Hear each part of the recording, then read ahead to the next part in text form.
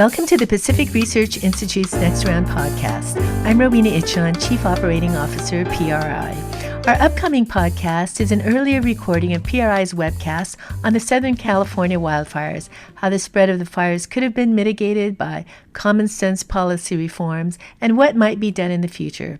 Tim Anaya, Vice President of Marketing and Communications, is our moderator. Thanks for listening, and I'll turn it over to Tim.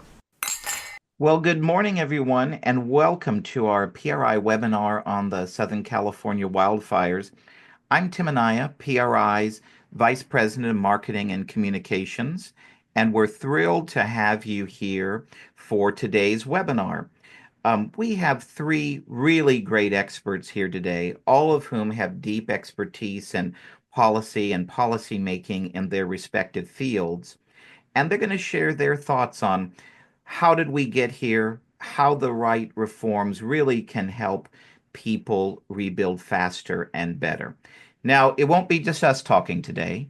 We want to get your questions as well. So if you're tuning in on Zoom today, if you could share your questions in the Zoom Q&A box, which is somewhere around there in the middle of your screen, I'll moderate those and I'll ask some of your questions later in our webinar.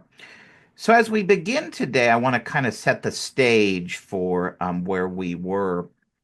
As of this taping on March 12th, the Palisades fire, which started on January 7th, it has destroyed, staggering to think this, 6,837 residential and commercial structures.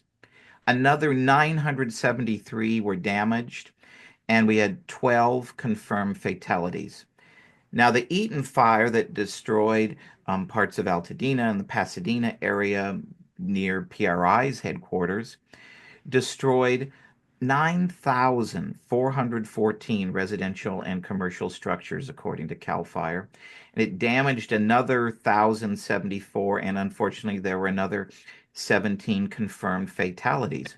Now, I was actually down in Southern California the morning of January 7th. My colleague Lance Izumi and I, we were in town to film a documentary that PRI is working on, and we had some time to kill before the filming, so we thought, well, let's just go to Venice and go along the boardwalk and find a coffee shop to kill time in. And as we walked there around 10 a.m. that morning, it was a beautiful Southern California day, windy, of course.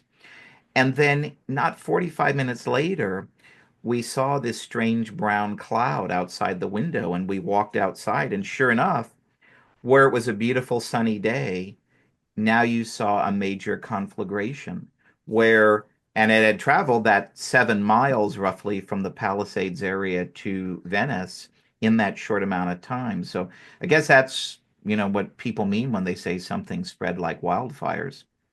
So today we're going to talk about how bad policies made an incredibly destructive wildfire worse. But we also want to spend a lot of our time really talking about what we can do to make things better going forward. How would good reforms make the rebuilding process faster and easier? And so with us today, we have, as I mentioned, three of the best. We have our PRI board member and the chair of PRI's California Reform Committee, the Honorable Dan Kolke. Dan, if you're not familiar with his work, he's a retired California Court of Appeal justice.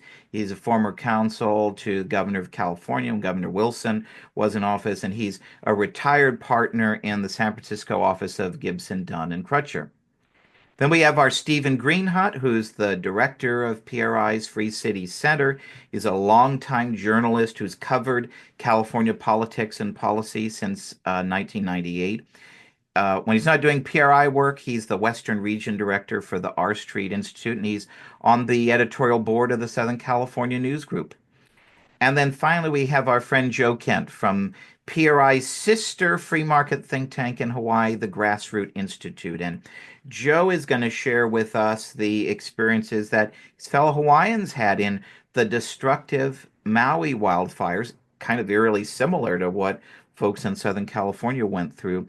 And he has some lessons for Southern Californians of, what folks went through there as the rebuilding begins. So we're thrilled to have all of you here for this discussion. And I thought as we started, we could look back a little bit with a question about what happened. So, for each of you, looking at the Southern California wildfires from your individual perspectives, what would you say was maybe the policy mistake that had the biggest impact on the fires? Let's start with Dan. All right, so I would say that the biggest policy problem underlying all of this is a lack of funding for wildfire resilience and forest resilience. The fact of the matter is that some of the most destructive fires in California history have occurred in what's called the uh, wildland-urban interface, and that is the interface where human development meets underdeveloped wildland. And where are those locations? Well, the campfire that destroyed the town of Paradise was in that wildland urban interface. The Palisades fire was in that interface. The Santa Monica Mountains go down to the Palisades. And the Eden fire was within the wildland urban interface. The San Gabriel Mountains go into the San Gabriel Valley where Altadena is. So failing to have sufficient funding to provide forest resilience and wildland resilience, to me, is one of the key problems that resulted in these fires. And I might just add one more thing, and then I will stop. After former Governor Jerry Brown had experienced eight of some of California's largest wildfires, he put together a group of experts that issued what was called the Venado Declaration. And it basically proposed that the state of California spend about $5 billion annually on wildfire and forest resilience. California, as I'll get to at a later point, hasn't come even close to achieving that. So underfunding to me is a significant problem and reason for the problems that the state has with respect to wildfires. Steve, question to you. What do you think was the biggest policy mistake? Yeah, that it's a hard one actually because it's our policies is like this giant hairball, right? Where you can't really unravel the whole thing because we just have one after another regulation built up at the local and state level over all these years. And when I actually testified in Congress about the California wildfires and talked about how we have a tangled web of regulation and it makes our state incapable of doing anything. And I put some of the blame on our climate change agenda, which we spend an awful lot. What is it, 40 some billion dollars over several years? But it seems designed to try to change the entire planet's climate rather than make our state, which only contributes maybe less than 1% of all the global emissions, instead of making our state resilient in the face of whatever climate, whatever Mother Nature throws our way. So I think that we focused on this one thing because, like Dan said, we need a lot of money to fund some of these basic infrastructure and wildland clearance projects. We're spending the money. We obviously have the money. We're just spending it in the wrong way because of this kind of ideological focus rather than a nuts and bolts focus. So I guess that's one thing. But if I had to pick one specific thing, it would be CEQA, the California Environmental Quality Act, which probably is that's the impediment that comes up time and time again on everything from these clearance projects to these hardening projects to rebuilding. So the climate change focus and then specifically CEQA as an impediment. Joe, your thoughts? Well, looking from afar, I think about the water tanks that were empty. I read in the news stories, and that I think led to the water pressure not being available for firefighters. Interestingly, in Maui, a very similar thing happened. There's controversy over a water tank that couldn't be used to fight the fires, but also the water pressure dropped as well. At the same time, firefighters on Maui in the Lahaina fires were responding to other things, and so there weren't as many firefighters available. And that's a similar thing that happened in Palisades. I am told that the firefighters, some of them were sent home on the morning of the fires. And so a lot of people debate, does government do too much and so on. But a lot of people would agree that the one thing the government should do is emergency preparation. And so to Steve's point, just better preparation overall would help. So, Dan, as I've argued in my book, The California Left Coast Survivors Guide, what Gavin Newsom calls the California way, and that's all the policies and the attitudes espoused by officials like him that want to dictate how you live your life according to their values and worldview. It didn't start the fire, but they're going to make the rebuilding and the recovery processes that much more difficult. Now, you recently published a really terrific op-ed in the Orange County Register and the Southern California News Group newspapers, highlighting some of these misguided policies that really set the stage for what became a major catastrophe. Can you share with our viewers today, how misguided policies by Governor Newsom and many of the other Southern California political leaders on issues like, as Steve was pointing out, climate change really set the stage for this disaster that we saw and made, sadly, the destruction and the pain experienced so much more than it needed to be if we had reasonable policies in place? Well, that's exactly right. And Steve, hit the nail on the head when he talked about the fact that we have wrongly prioritized funding for climate change policies in an effort to basically stop climate change rather than dealing with the consequences of climate change, like wildfires and drought. And apropos of that is I looked at the state budgets under Gavin Newsom, and in fact, 8 of the most destructive fires in California history and 9 of the largest wildfires in California history have taken place since Gavin Newsom took office. And if you look at the budgets, and what I'm going to cite is according to the Legislative Analyst, which is a nonpartisan office, they determined that California over the past 4 fiscal years, going up to the current fiscal year, which is 24-25, over those 4 fiscal years, the state was budgeting $2.6 billion for wildfire and forest resilience, $2.6 billion. Now, remember the Venado Declaration that Jerry Brown developed with these experts proposed $5 billion a year. So the state over 4 years, $2.6 billion, but it is allocating $9.2 billion for zero emission vehicles. So you've got $9.2 billion over 4 fiscal years going to zero emission vehicles, but only $2.6 billion going to wildfire and forest resilience. So almost 3.5 times more revenue is allocated to zero emission vehicles than to saving lives and homes with wildfire and forest resilience. And the fact of the matter, not only is it questionable whether or not what California is doing is going to reduce climate change, but the wildfires themselves have neutralized any kind of reduction in greenhouse gases by reason of zero emission vehicles. Specifically, a study by UCLA and the University of Chicago found that the 2020 wildfires alone spewed twice the reduction of greenhouse gases that California had achieved over 18 years.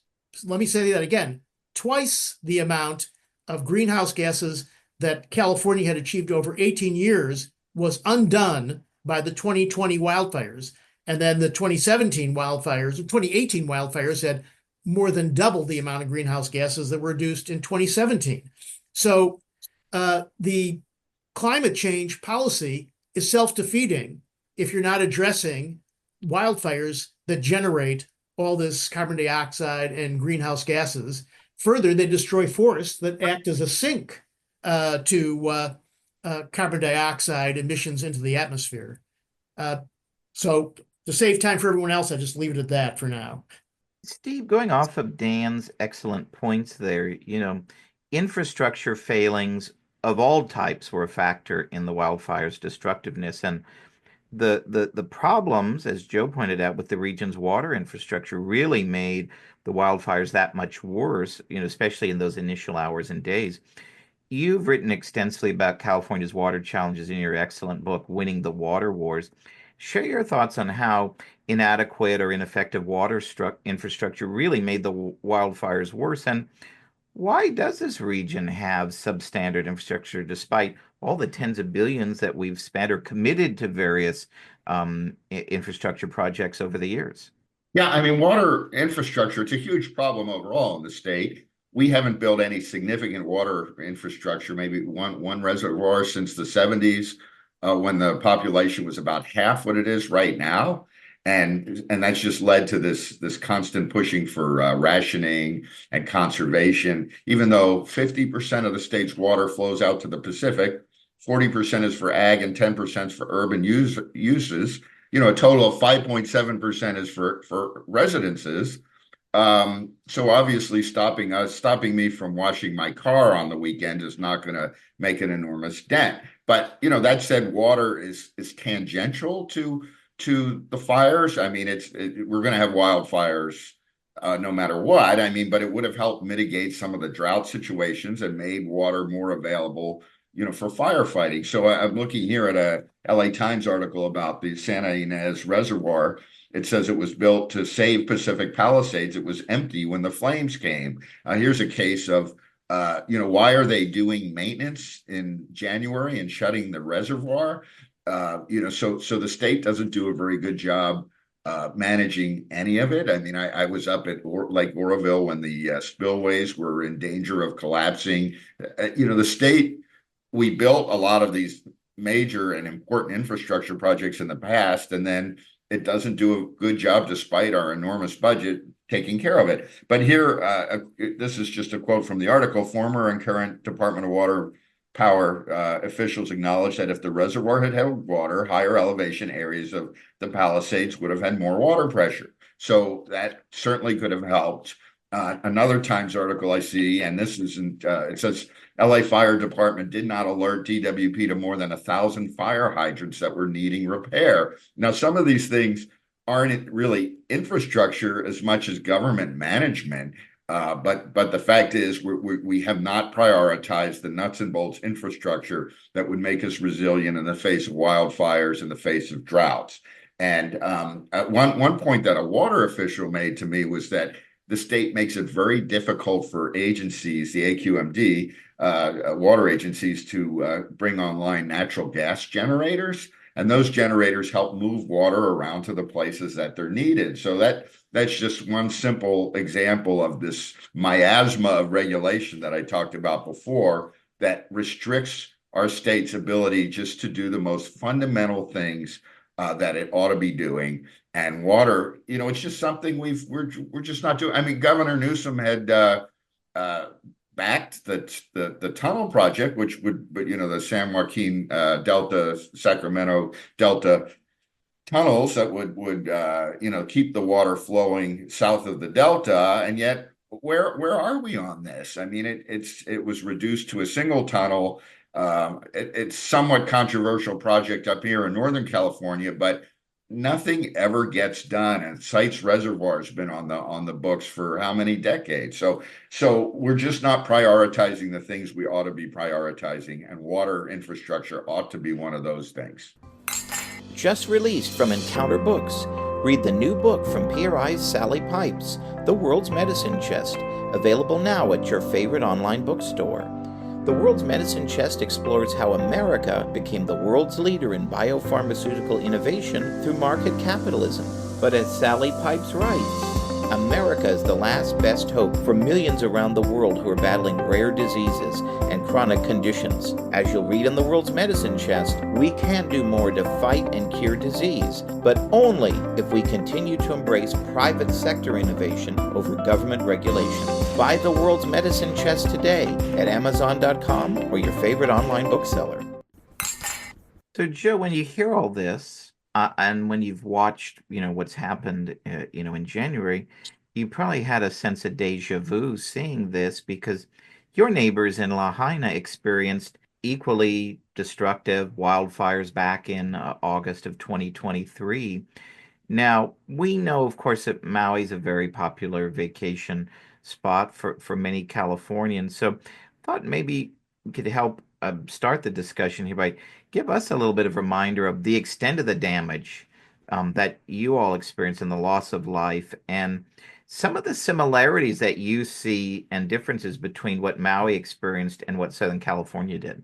Yeah, well, I was a public school teacher in Lahaina. King Kamehameha Third Elementary School is right next to this big banyan tree. Anyone who goes to Lahaina remembers this big banyan tree. It's one of the most impressive banyan trees in the world, I'd say. And so when I saw, now I work at the Grassroots Institute, and when I saw the pictures in the morning of the fire next to that banyan tree, for the fire to get there, I thought the whole town has to be burned down. And that's exactly what happened. The town burned so fast and so furious, the news didn't even know what happened. The government, the local county didn't even know what happened. The mayor didn't know what happened. And until the next morning when it was all burned down. And, there were 102 people that lost their lives there. 12,000 people were displaced.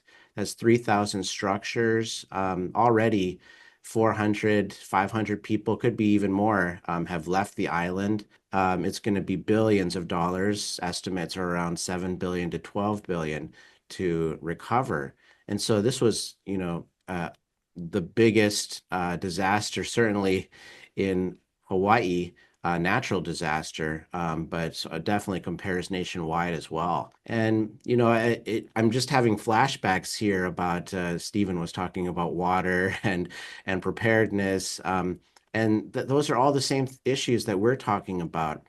After the fires, it's almost like the stages of grief that happen. You've got disbelief, and depression, and eventually comes the anger. And there was definitely a lot of anger felt in the community. Now we're more than a year out from the fire, and I think there's healing, but there's still a question about and fear, I think, about what if it happens again? What are we doing to mitigate against this? Have we learned our lessons, and so on? And those lessons are about preparedness, and all of the different policies that get in the way. Let's turn to the rebuilding and recovery process and all the issues associated with that. Mayor Bass made a big show about, we're opening these one-stop centers in the city, right, where you can get all of the, deal with all the bureaucracy in one place. But that's great that there's a one-stop center, but apparently there's still 12 or more state and local bureaucracies that you have to contend with when you go to these one-stop centers. So, yeah, it's nice to go to only one place, but you'd think the city would have done just as much to try to cut some of this bureaucracy. Dan, question to you. And we're getting a lot of questions from our viewers about kind of how do you deal with some of this bureaucracy. You've written a lot over the years, certainly about how governors can use their executive powers for good to waive a lot of this unnecessary bureaucracy, especially in times of crisis like this. What do you make of what Governor Newsom has done recently to waive some of the CEQA requirements in the rebuilding process? And how should governor and the mayor use their executive powers, to their fullest to speed up rebuilding? And on top of that, we're getting questions from some of here's one here, how do we get local officials to waive? Apparently, Southern California Air Quality Management District has, they're being allowed to deny prescriptive burn permits. How can we get the Trump administration to intervene in some of these mandates? So maybe address what can elected officials do with their executive powers, but also maybe you have some thoughts or ideas for our listeners of what can they do to get, some action to reduce some of this bureaucracy? Well, let me start with the governor, since I do have a fair amount of experience and knowledge with respect to the governor's emergency powers when I was in the governor's office as his counsel to Governor Wilson. So the government code, section 8558, does give the governor the ability to call a state of emergency whenever there are conditions of disaster or extreme peril to the safety of persons and property. And that's certainly the case with wildfires. And this allows the governor to suspend any regulatory statute or any regulation that strict compliance with which would impede or delay addressing the emergency. So Governor Newsom did, after a few days following the fires, did issue a proper executive order that basically suspended CEQA with respect to rebuilding, suspended permits being required from the Coastal Commission as long as the rebuilt house was basically in the same location, same dimensions as before, and asked for a state agency to determine which building codes should be complied with respect to the rebuilding. So he's done some of what any governor would do in this situation. What I think, and maybe he's doing this behind the scenes, is he's got to quickly determine, which building codes have to be complied with. I mean, a lot of these homes probably were built well before more expensive building codes were implemented. And he's got to decide, well, am I going to require the most recent building codes to be complied with, which will be more expensive, or just allow the home to be rebuilt with the building codes as it was when it was built, with the authority, if you want to upgrade and pay more, to do it. So, I mean, he's got to make a lot of decisions like this and get that done quickly. The other thing is he's got to figure out a way to speed up the proceeds from insurance companies to help with the rebuilding process. I have thought that there's probably a way for the state to advance funds for those who are insured and then subrogate to the insured's right to recover. In other words, the state would advance it, but then would have a right to go against the insurance company to recover what the state has advanced. The state ought to be talking with the construction industry to see what the resources are and whether or not the state needs to offer incentives for construction industries in other states to come and help with the rebuilding process, because presumably California doesn't have enough construction resources to do all of this at once. So, there are plenty of things that he can do with the emergency powers. I think he should be doing more. In terms of the Trump administration, I would simply say that it was absolutely foolish on Newsom's part to be proceeding with a special session to quote unquote Trump-proof California at the same time that he's begging Trump to provide funding to California. I mean, talk about a diplomatic snafu by a governor. Should know better that this special session that was proceeding after the election and then even during the wildfires, that special session was not going to do anything, really. As I understand it, at most, it authorized maybe $50 million more for the Attorney General's office, when the Attorney General is in the middle of a fiscal budget and had plenty of money for whatever litigation the Attorney General wanted to do. And so this was all virtue signaling and image creation by Newsom at the risk and cost of alienating Trump and getting more funds from the federal government. So that was completely mishandled. So, Steve, obviously CEQA and California's housing laws are going to play a big role in the rebuilding process. And not surprisingly, we've seen a lot of chatter, from the governor, right, that he wants to reimagine the Palisades. And so, yes, he's issued some executive orders in this area too, particularly about, buying lots in the Palisades area. You write extensively about housing policy for PRI's Free Cities Center. Talk about some of these issues and how are, all these issues of housing policy and zoning and density, how are they going to play a role in the rebuilding process? Yeah, I mean, a lot of this does always end up back at CEQA, which is, was passed in 1970, and everyone in the Capitol knows that it's an impediment, even to the projects that they most want to have built. And I was looking at some research that showed that what it was. This was at our PRI Sacramento event, that about half of the projects that are subject to a CEQA lawsuit are environmentally friendly projects. So everyone knows that it needs to be reformed, everyone in the Capitol, but they never reform it. They exempt different projects on a piecemeal basis. When Mayor Darrell Steinberg in Sacramento wanted to build the Kings Arena, of course they immediately exempted CEQA requirements, but we can't ever seem to exempt them. Just reform the bill and not just pick winners and losers. And I just don't know why. Like Dan pointed to all these special sessions. I mean, the governor had a special session on gas price gouging. Well, this was before the fire, but all of these problems are ones that have been well known for a long time.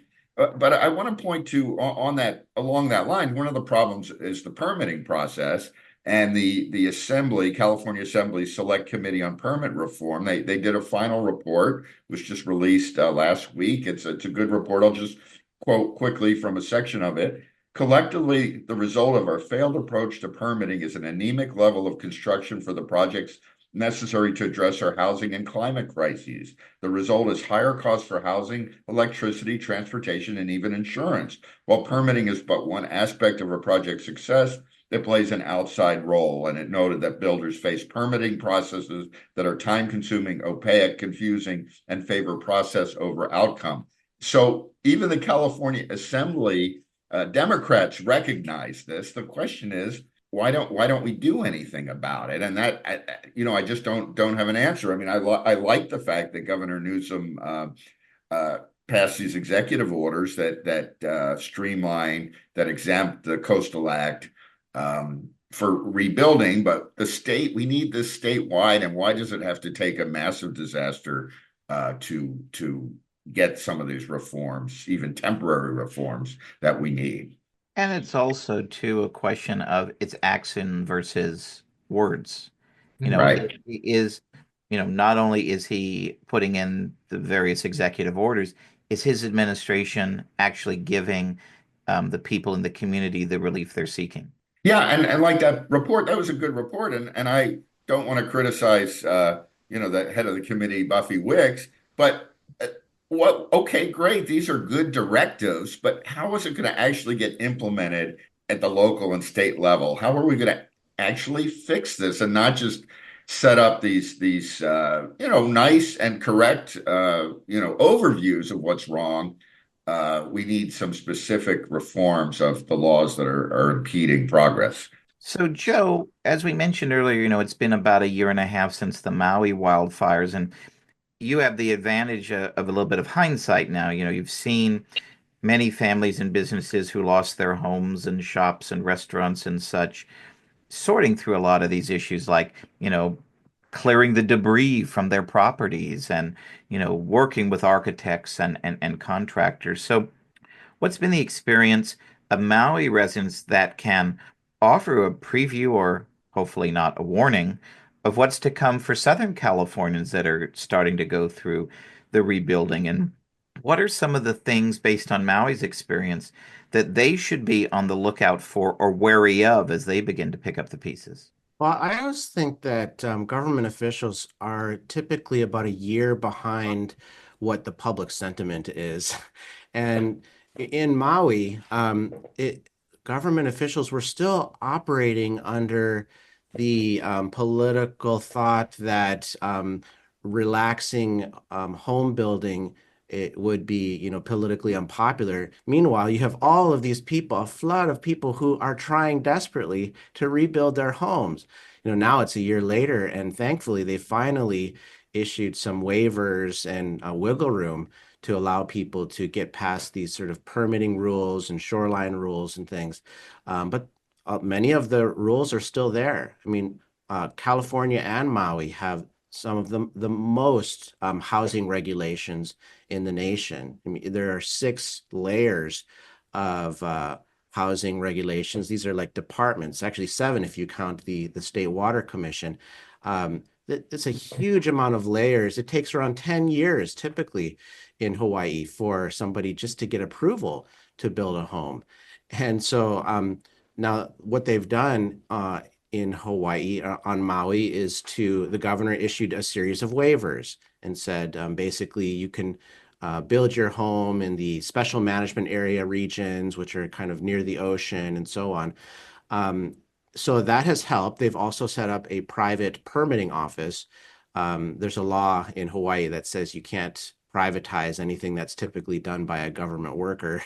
And so they waived that law just for this one little permitting office. And that's allowed around 300 permits to be issued so far. Around a dozen homes have been rebuilt.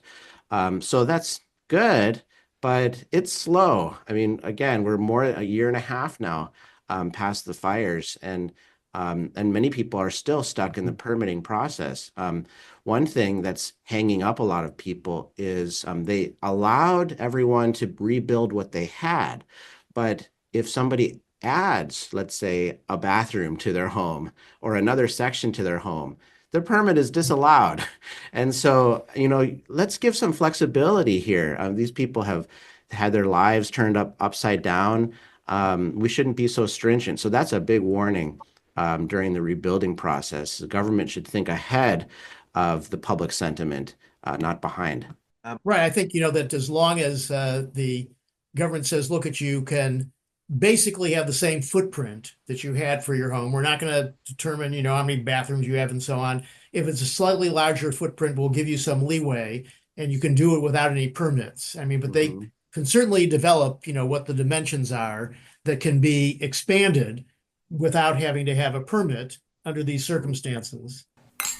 We'll get back to Next Round in just a moment, but first, are you getting PRI's regular email updates? If not, go to pacificresearch.org and click the sign up button at the top of the page to get the facts you need to fight back delivered every week to your inbox. Every week, PRI sends you what you need to know about what's going on in Washington, D.C. and Sacramento, and gives you the free market ideas needed to save our state and our nation. By going to pacificresearch.org and clicking the sign up button, you can sign up to have Policy Alert, our weekly roundup of all the best ideas from PRI scholars delivered to your inbox. Or you can sign up for event updates so you're the first to know when PRI is coming to your community with great events.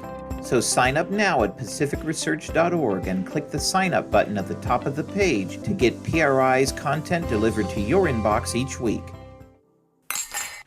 So, Steve, insurance, of course, plays a big role in the wildfire recovery effort. And, any Californian knows we're in the midst of a pretty big insurance crisis that's growing worse by the day. And even Californians who don't live in wildfire-prone areas are fearing losing their home coverage when their next renewal is up. And you've written and covered this issue extensively. So maybe you could give us share your thoughts a little bit on, kind of how did we get here in the first place with our insurance problems, and then, kind of look to what are elected officials, talking about here, and are the ideas that they're kicking around, is that going to solve the problem and give peace of mind not only to wildfire victims but all Californians? Yeah, the latest iteration of our insurance crisis has been going on for several years, and that's one of the frustrations I've had. It's been, I don't know, 3 years or so where I wrote about California's coming insurance crisis. Everyone knows about it. It's not like particularly prescient. Insurers have been leaving and threatening to leave, and the problems go back to Proposition 103 in 1988. In the midst of rapidly rising insurance rates, voters approved a prior approval insurance system and made the insurance commissioner an elected position. And then the insurance commissioner would have to approve and could even roll back rates.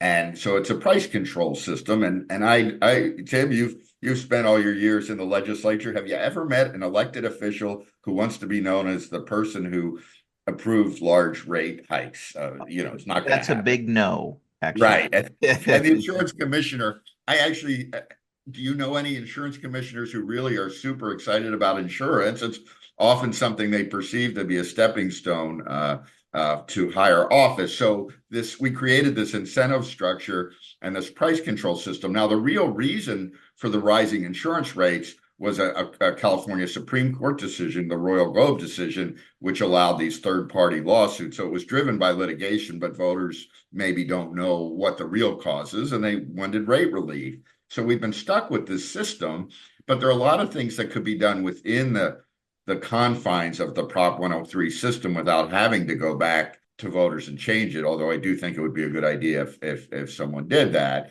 And finally, after a wave of bad wildfires in 2020, and State Farm, the largest property insurer in the state, they're like 21% of policies announced. I think it's been 2 years ago that they were going to stop writing new policies.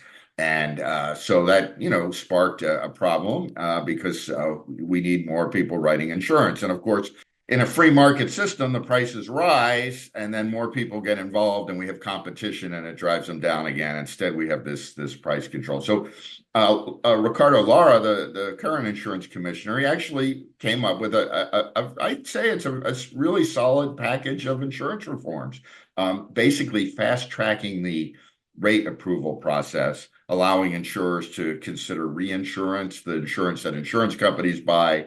And the more they have, the more policies they're able to write, allowing them to include the price of rising reinsurance in their policies. There was some rejiggering of how the FAIR plan is backed up. That's the insurer of last resort that's backed by the insurance companies, but was created by the state. But then it took so long. I don't know why there was this delay. And then finally, as these were going into effect, we got these wildfires, which of course are going to create additional stress on the system. And then Laura he's done different things that are bad too, denied rate increases and you basically put a moratorium on non-renewal. So anyway, but still, generally speaking, the insurance industry was happy with the way these insurance reforms are going. And I just saw something where a few insurers are willing to increase their underwriting in California. So I think once the smoke clears, literally, we'll see where that's working. Dan, you've worked on a lot of insurance issues, throughout your legal career. What are your thoughts on, how insurance is contributing to all this? So I agree with everything that Stephen has said about Prop 103. Let me add a couple of additional points, or at least emphasize a couple of points. One is, before Proposition 103, California had an insurance commissioner, but the insurance commissioner was appointed. And the problem with having an elected insurance commissioner, as I think Stephen, indicated, is that the insurance commissioner has every incentive in order to be liked by the public to keep rates down. I mean, that's how, the public says, oh, well, this is a good or a bad insurance commissioner because he or she is keeping rates down. But the problem is, if the rates are kept too low and the insurance commissioner is too tough, the insurance companies can't really make sufficient profit to make it worthwhile to take the risk that they take in the state. So, that is a problem. And before, when we had an insurance commissioner, the governor, I believe, appointed him or her. So the governor was ultimately responsible for what happened with respect to the insurance commissioner, but the insurance commissioner was at least separated directly from having to appeal by the public by saying, look how low I've kept your rates, while forgetting the fact that those low rates are going to undermine the market and rates generally, as insurance companies refuse to basically take on new customers. The other point, I think, that's very relevant to the insurance crisis is that until the state starts having better policies taking care of the disasters that give rise to the insurance claims, like wildfires, this is going to be a very expensive state for insurance companies to do business in because they're always having to basically pay out large sums based on large disasters covering a large number of people. So number one thing for the state to do is to start getting its arms around reducing the risk of these disasters. Some you can't reduce the risk of, like earthquakes, other than through building codes. But wildfires is something that you can reduce the risk by better policies through forest resilience, thinning forests, getting rid of dead shrubs, prescribed burns. There's all kinds of things that you can do to reduce the magnitude of disasters that would then bring down the costs of insurance. A reminder for all of our attendees, if you have questions for the experts, please submit them in the Zoom Q&A function, and I'll be asking your questions in the last few minutes of our webinar. Joe, what has been the experience of Maui residents with insurance in the wildfires aftermath? How quickly were they, or have they yet, received the payouts from the insurance companies? And how did wildfires impact Hawaii's insurance market? Well, this sounds like the same recipe as, I'm getting flashbacks basically. To Dan's point, it was interesting. There was a man in Lahaina, his name is Joe Pluta, and he would go around advocating for firehouses. Like, let's build a firehouse so that we can better protect our town and bring down our insurance rates. And what he argued is that if we self-fund these firehouses, then we'll save a lot on the insurance payments. So why not just make an advance payment on that? Unfortunately, his firehouse did not get built, and his home was burned in the fire. He actually told me he leaped from his bathroom window to escape the flames. Now they're trying to build the firehouses, but it's kind of interesting that, to Dan's point, mitigating against risk actually is a way to bring down insurance rates. Now, it's interesting because there are three big players in the cost side. You've got the insurance companies, in Hawaii, the electric companies that have been blamed for the fires, for sparking the fires, and the government. And they're all, basically in a big lawsuit with each other. But it almost doesn't matter who wins, because at the end of the day, the regular person, the homeowner, is going to pay for any costs of this. And in the meantime, just like you guys mentioned, the insurance commissioner has a pressure, even in Hawaii, to keep those rates low. And so Hawaii is not a great environment for insurance companies. We need more competition, but we're extinguishing those companies from the state. So as we, in our final minutes here, let's focus on reforms, and we have some listener questions and comments kind of along these points. So first to Dan, we build today as really focusing on the future, the reforms needed to help the people of the Palisades and Altadena quickly review, but also to ensure, right, that the state's better prepared to withstand future wildfires or really prevent them altogether. We have a comment here from Jason, who points out, it's worthwhile to discuss the impacts of rulings by groups like the Coastal Commission. He points out in 2019, the Coastal Commission literally fined LADWP, the Department of Water and Power, $2 million and stopped work LADWP was doing in the upland areas near the Palisades to reduce wildfire risk. And as we know, that had tragic consequences. So based on your experience and your research, what are one or two key reforms that you believe the legislature should enact, or maybe it's a thing a governor could do by executive order, that would really achieve this goal of reducing wildfire risk going forward? Well, what we haven't mentioned is that this month, Gavin Newsom, I believe, just to show he's trying to do something despite the disaster in Los Angeles, issued another executive order that tries to provide for healthy forests and resilience by lifting CEQA and other impediments to doing things to thin forests, get rid of shrubs, and so on. But to do that, I mean, so he's lifted some of the impediments that Stephen has mentioned in terms of getting things done like CEQA. But you're not going to get it done just by lifting CEQA and all these impediments unless you've got the funding to do this. So, number one, the legislature needs to start shifting like this $9.2 billion that's going to zero emission vehicles and move it to funding forest resilience, wildfire resilience, and so on. That's number one. Number two, at least 6 of the most destructive fires in California since 2015 have been sparked by utility power lines that have been downed in bad weather and heavy winds. But it is very expensive to either put these lines underground, as PG&E is doing, or at least insulate the transmission lines. I mean, and putting them underground is very expensive, very slow. It's going to take well over a decade, maybe 2 decades, for PG&E to put most of its transmission lines underground, and it's very expensive. And where's this money going to come from? As it is, electricity bills in California are much higher than the national average.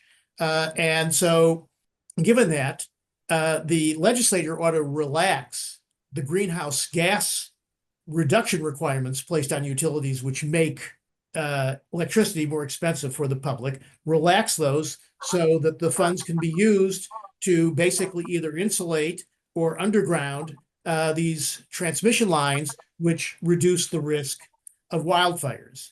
And I'll add a third one is let's provide tax incentives to homeowners in the wildland urban interface to upgrade their homes with fire resistant materials. I mean, fire resistant materials do work when you upgrade your homes in that fashion. And just some homes with fire resistant material can actually benefit the entire community because it stops the fire from spreading further as well. So that's another thing. And then because the governor can't always keep issuing executive orders, lifting CEQA and so on, there's also other requirements like this Forest Practice Act, which also requires permits before having controlled burns and so on.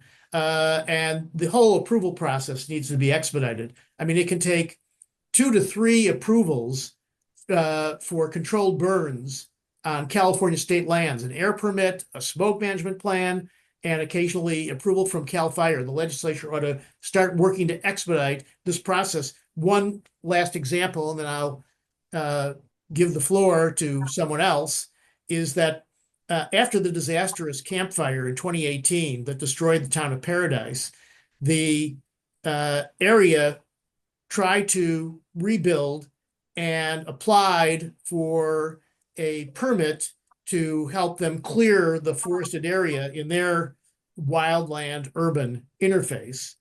They finally got approval 2 years later, and 4 days after that, there was the Northern Complex fire that destroyed everything that had been built.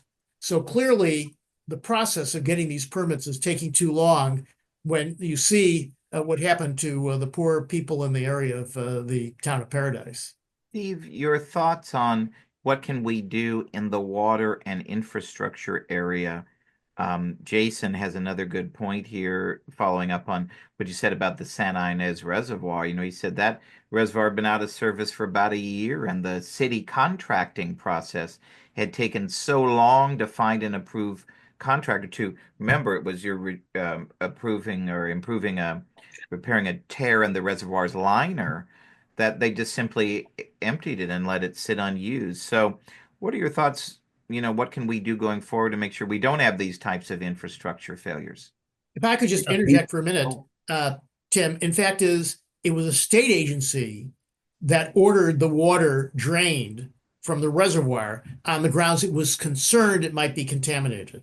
That's incredible. I mean, I was out during the last Jerry Brown drought, not blaming Jerry Brown. It just was under his watch. I went out to the New Melones reservoir where they were state and feds were largely emptying it to save a dozen or so hatchery raised fish. So maybe we can figure out how to stop some of that insanity. The state passed a water bond in 2014, and yet none of the actual I don't think any of the actual water infrastructure projects have been built. Correct. A lot of it just went to environmental related projects. I want to point out also quickly this Newsweek article goes back to the listener's question, where the California Coastal Commission fined LADWP $1.9 million for a utility pole project. They were installing metal utility poles to stop fires, and they were fined because of the impact on some sort of